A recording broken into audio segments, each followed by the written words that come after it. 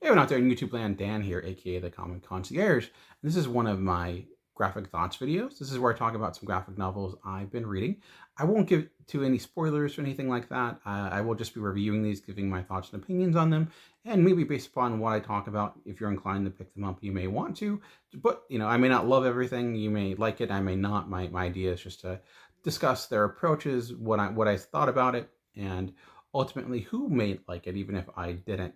I feel like when it comes to comic book conversations, often the conversation is dominated by weekly issues, which now I participate in myself, but my hope is with this series to focus mostly on graphic novels or manga or maybe just collected editions of things. So this week I'm going to be talking about first starting with Fire Punch and also then getting into Happiness Will Follow, and lastly getting into Wonder Woman Dead Earth. So technically Wonder Woman was released in issues and now it's being released in graphic novel and trade paperback form.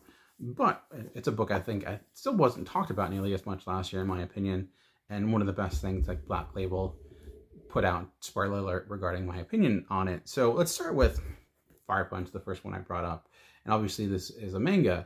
I read this because Tatsuki Fujimoto, which I probably said incorrectly, so I apologize, is a creator I'm trying to enjoy more. Like, I read his Chainsaw Man book earlier this year and thought it was insane, but in a good way. To explain that book, it's like, imagine if Pokemon were also demons that turn people into evil monsters so they can fight other demons.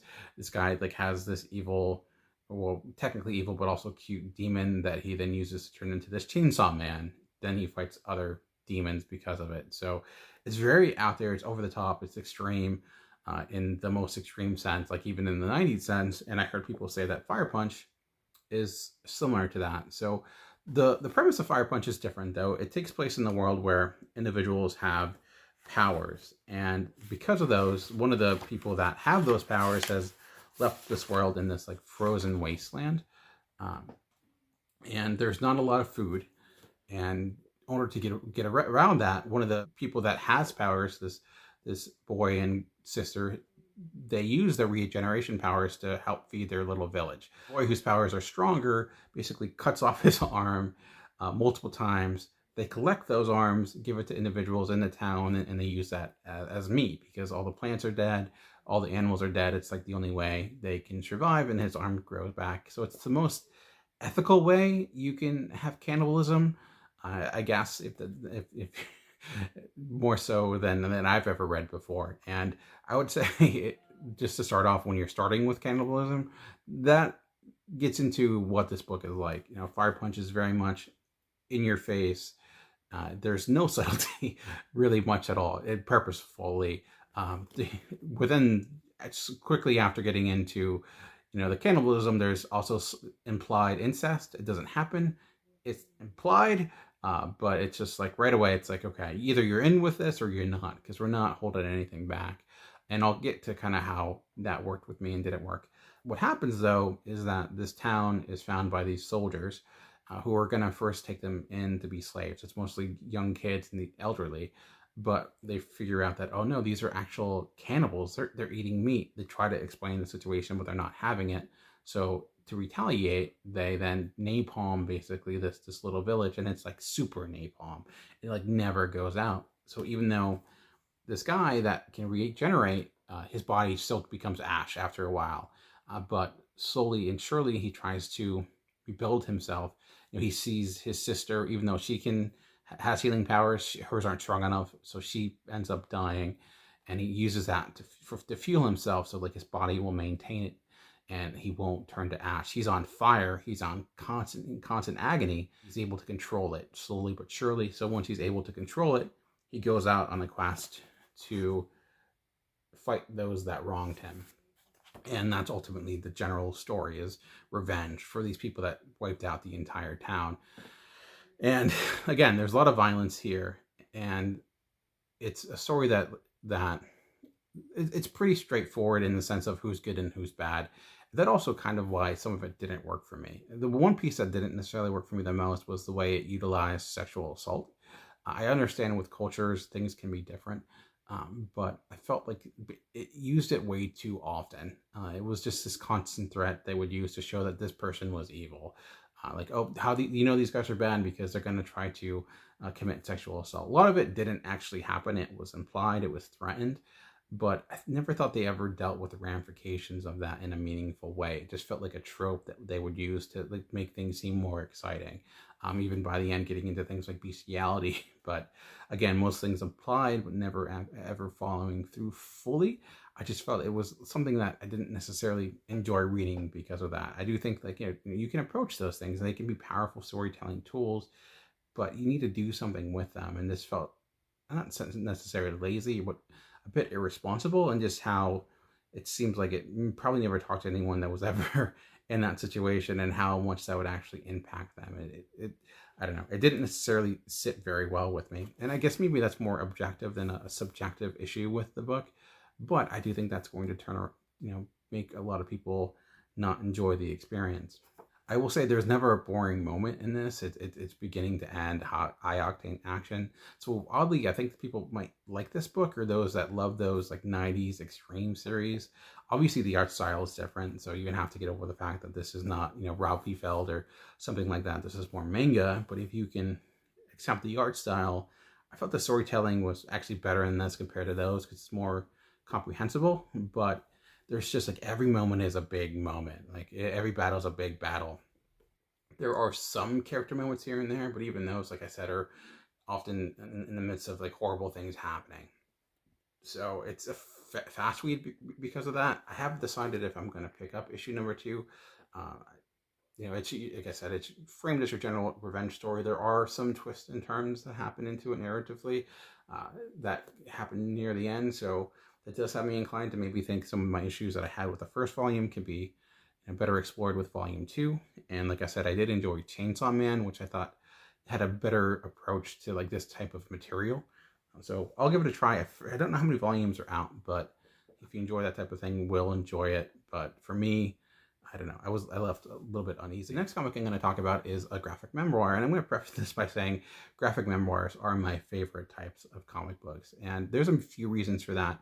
To steal something that Roger Ebert used to say is that movies are empathy machines, and I feel like that's not just for film, but that's also for comics and all art, really, where you can better understand another world, another person, another situation, more so that seeing it through a piece of art. And I think with graphic memoirs, like Happiness Will Follow, it's a perfect example of that. And I think I enjoy memoirs more so than like an autobiography like movie, where you see someone's life, but it gets contorted through other lenses, either through someone else's performance, a director. You have a lot of people telling one story, so it's not this complete vision. Also with like a memoir, written memoir, sometimes, and maybe this is me being obtuse, I feel like language can sometimes have limitations that visuals don't, or there's a level of interpretation there that can make you misinterpret something one says, or not necessarily get the full emotional effect. But with graphic memoirs, that's removed. You have both the personal take, the one vision, but also the visuals to really provide a complete picture of what was happening and kind of the emotion of the time. And that's, again, why I really enjoyed this. Now, I think the key for graphic memoirs to work, ultimately, having a good story to tell. Not everyone's life is deserving of a graphic memoir. Personally, like a graphic memoir about myself would be boring as hell. But some others, aren't, and that's not the case. And then also, what else is this saying? Like, where else? What else is this getting into beyond just this person's life? Is it saying anything grander? You don't necessarily always have to do that, but I think that's what tends to separate the good memoirs from the great ones, is that there's something additionally more that lens is used to look out into something broader and provide something in perspective, sometimes purposefully, or just sometimes just through the perspective that you're seeing. And I think that is the case with Happiness Will Follow. This is written and drawn by Mike Hawthorne, who's an artist that apparently has done a lot of work for Marvel and DC. I don't necessarily, I probably have read stuff that he's done and not realized it, but I'm going to be in the lookout right now. And again, this is his life, and it gets into his childhood. And the biggest focus, a lot of this story gets set in place because of this shoe. And you may be like, why does a shoe why is that so important? And ultimately, it just sets him and his mother down this path of just almost like living a nomad lifestyle in a way, where they're moving around a lot and they just can't necessarily find a permanent location. His relationship with his mom is very complicated. She's abusive, both emotionally and physically. And I think why this is really compelling is just the complexity of that. We often approach abusive relationships in media in a very cartoonish or limited manner, and we don't necessarily show that, like how subtle it can be in ways, or just how different it can be, and how just because someone abuses you, you still have often that desire to just have a relationship with them, in some ways, or you just don't know how to react to a certain point, or how it can take a very long time until you are able to reject that person or remove them from your life. And then this also looks at kind of better understanding what drives someone to be abusive. That approach was just eye-opening. It also, I think, gets into poverty in the United States and just the trap that it can put you in. First, starting with how when you're a kid, you don't realize that you're poor per se. People will point it out to you often. You often will realize you're poor because the things you want you can't get compared to other kids, but you may not realize the extreme of certain situations or the dangers that you're in, compared to when you're an adult. And seeing like that happening with the perspective of an adult, I thought was, again, very compelling.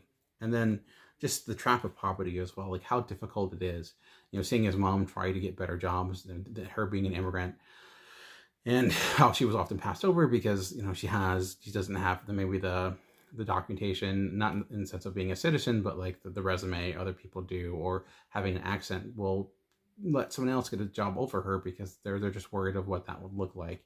And just how the bootstraps mantra you hear often is not necessarily as easy as people make it out to be, and having the desire is only part of the solution. You also need to have the opportunity, and how that opportunity is not always there. And I think this gets into that, and it's never purposeful. It's never saying, hey, this is what I'm trying to do, and never also glorifies poverty. And it's very keen to actually point that out. And I never even thought about that, but there are times where you see people do glorify poverty in a way. It's almost like, oh, just look how, being poor, there's some great things about it too. It's just the relationships and the culture and things like that. And it can be, in a way, just a way of excusing something that shouldn't be excused. So I was, and the art is very strong. I was like, how is Mike Hawthorne not a bigger name? Because the emotion that's in here, you can tell this is maybe the book that he was waiting on doing, because there's a lot of emotion within this. Seeing the way he would draw his mom from the time when she's abusive, just the anger that's there, to the time where she's just a distant, like, person that just is a blank slate. Like there's like no one there. It's just very good example of cartooning and utilizing the media to get to someone's more inner workings, rather than just what they're saying out loud, which is, again, why I think sometimes visuals can be more effective than just words, and combining them both. So I've read a lot of graphic memoirs. I'm not saying this is my ultimate favorite, but if you're ever compelled to read them, or want to read or know something more about a situation that you've never gone through, this is a really great one to pick up. And I should mention that all the books I am reading today that I got from the library, which is my favorite place in the history of the world, really, because it gives me so many opportunities to read books I may not else get the opportunity to, because books can be expensive. All these I got at the library, and most of the books I'll talk about in the series of books I got at the library. So people often talk about buying things or like how expensive this hobby can be. It doesn't have to be that way. It can be very cost effective. And like I said, like you can read the best comics that are out there in either physical form, or get them digitally if your comic book shop has, or not your comic book shop, but if your library has things like Hoopla or Overdrive or Libby. There's a lot of great opportunities to experience the comic book medium on a budget, and I think that's something that's not talked about enough. So anytime I get stuff from the library, I tend to post it on Instagram or on Twitter, and I give reviews of it, but my hope is to kind of also explore it on here. So this is another book I got from the library, Wonder Woman Dead Earth, and this is one I actually collected as well. So I actually got the issues. I was hoping that this was going to be a little bit bigger size-wise, but it's not. It's basically the same size, because if there is one Black Label book that deserves like an oversized artist edition or something that's huge, the bigger the better. It was Wonder Woman Dead Earth. And this is written and drawn by Daniel Warren Johnson, who is one of my favorite artists working today, one of my favorite writer artists, which we don't have a lot of. He got a lot of opportunity with Skybound to do things like Murder Falcon and Extremity, and now with DC. And I think this is exactly what Black Label should be doing, giving him and artists and creators like him the opportunity just to tell stories that are not tied to anything else. Like here, these are 3 issues, do with them what you will, and go to town with it. And Wonder Woman Dead Earth takes place in the future after a nuclear apocalypse. And I know eyes might be rolling because, again, another dystopian future story, another now Wonder Woman's Dark Knight Rises. So we've seen this trope time and time again. And I agree, we do see that a lot. But sometimes a formula is strong enough to work with multiple characters. Like I do think the year 1 formula, again, is used a lot, but can be really effective if done well. And I think that's the case here. Because one, Daniel Warren Johnson uses the page. Black Label has a lot of books that are oversized, and I feel like often it's not really warranted. It's just done because, oh, would it be cool to have an oversized book? Daniel Warren Johnson, one of his best aspects, one of his best attributes as a creator, is how he utilizes scale. And when you have a book like this, scale is hugely important because you have monsters, you have huge creatures. Being able to put that on the page in a way that you feel like is larger than life, the bigger the better, and that was the case here. The story is pretty good as well. It's not just mindless action. He's really good at utilizing story and within all that action, but Diana wakes up ultimately in this future, and she doesn't know what happens. She finds like a skeleton of Bruce Wayne sitting on a couch, and she's just trying to put the pieces back together, and ends up in like a lot of this world trying to find itself. She's kind of torn between her old life and this new life, even dealing with some of the people like Cheetah and stuff like that in this new form. So it's this huge wasteland, and one of the last warriors left standing is Diana, Wonder Woman, and it's dealing with that fallout. So I would highly recommend this. Wonder Woman hasn't had a lot of great series as of late. Stuff I was really hoping would work, like Maria Tamaki's run, just never really fully clicked. It just never got there. A lot of people get kind of stuck on like dealing with her past and like the Greek gods and her origin. This, to me, because you're dealing with the future, you're not getting caught up in kind of the classic storytelling of Wonder Woman, and being free from all other continuity created behind it led to a better story. So I would recommend checking that out. You may want to wait if they get a bigger version of this, like I said, but it's worth reading in collected form. It was only 3 issues long, so it's a pretty quick read within that. And one of my favorite Black Label books that they've done. In fact, I actually debated about doing a series on my favorite Black Label books, because there's been some good, some bad, some in between. And I don't know if this would be near the exact top, but it has to be up there, because again, it's what I think Black Label should be doing, giving creators opportunities that they would probably not have as doing a monthly series. Like, I don't think Daniel Johnson would be the person I'd want to give like Batman on a weekly basis, but as for sure. So ultimately, yes, those are 3 graphic novels that I read this week. 2 of them I recommend, 1 of them I really can't, and I hope to be doing more of these. We'll again focus on mostly three books. My goal is to do a manga, a graphic novel, and a superhero title. I can't guarantee that's going to happen every time, and I'll just see how things go. But the good thing about I was out for a while, I was able to read a lot of books, so I wasn't able to read a lot of monthly comics, but graphic novels were there for me. So alrighty, let's bring it to an end. Just remember that comics are for everyone. The key is finding the right one. Until next time, thanks for watching.